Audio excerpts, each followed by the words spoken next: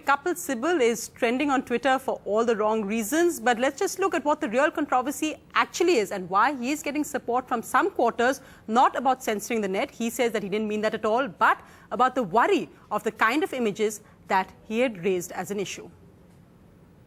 More than 24 hours after the government, and more specifically the HRD Minister Kapil Sibal, asked for social networking sites to pre-screen or remove derogatory images of religious leaders and politicians. Online, there has been a huge volume of debate, and the minister himself has been trending all through the day, but for all the wrong reasons. The minister himself has decided to deflect the criticism by throwing the ball in a different court. He is sending what he believes are the highly inflammatory images to the heads of various media watchdogs as well as media organizations. NDTV has accessed these visuals but have decided not to air them. But having seen them, we can say that they are derogatory, definitely objectionable and can be disturbing.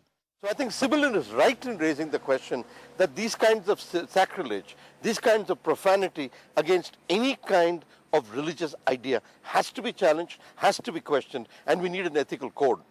But the problem is that the reform he suggests won't work.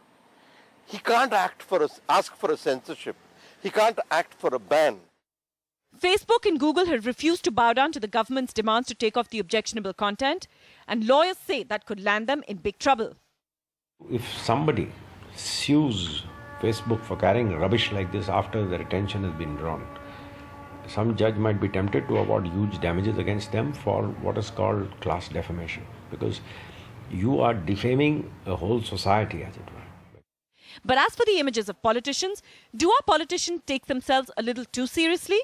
After all, despite these recent ads, part of Benetton's Unhate campaign, no one heard any of these politicians complaining.